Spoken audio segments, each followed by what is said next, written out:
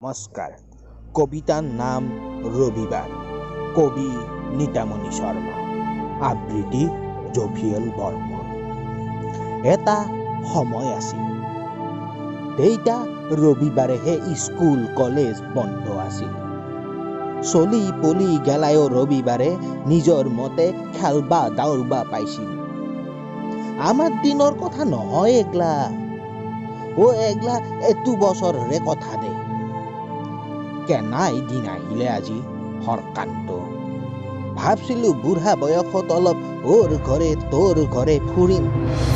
ইতা দেখোন মুখত এখন কি বুলি বা কৈছিল, সেখানহে মাৰি অলবা পাৰি। বুঢ়া গেলাৰ বোলে বেছি হৈছি।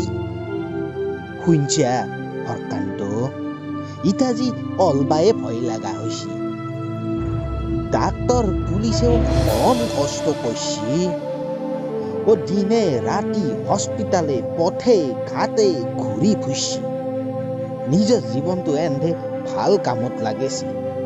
দেচোন ভগৱানে ভাল কৰব সকলোৰে। কষ্ট যদিও তিতা তাৰ ফল চবে জানে মিঠা বুলি। এটা সময় আছিল, তেইটা ৰবিবাৰেহে স্কুল কলেজ বন্ধ আছিল। ঘৰখানত থাকি ইতা অসম আন্দোলন সদায় দেখি থকা হান হৈছি। মোৰ বৰিটোই আমাৰ ইয়াক নিজৰ কৰি ফেলছি। দোষনো কাক দিবি, ভুল আমাৰো আছিল। আগতে এগলা চকুত পৰা নাছিল।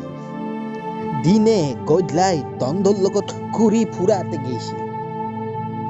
এটা সময় আছিল, তেইটা ৰবিবাৰেহে স্কুল কলেজ বন্ধ আছিল।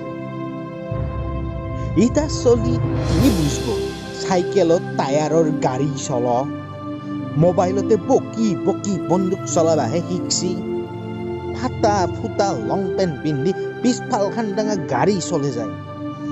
আমাৰ ফালে হেন্দৰ চাবা সময়ে নাই। শুনছা হৰকান্ত, আমি হৈছো মাটিৰ মানুহ। জীৱনটো বাৰীৰ লাও কচু খায়ে গেল। ইটা বৰিৰ হাতৰ নানা বস্তু খাই লেট্ৰিনতে বহি থাকিবা লাগে। এটা কিন্তু ভাল বস্তু দেচোন লেট্ৰিনটো, আমাৰ মূৰাত বহান পায়। শুনছা হৰকান্ত, এইকেইদিন শাক ঢেকীয়া খাই সেইটো মূৰাত বেছি বহিবা লগা নাই।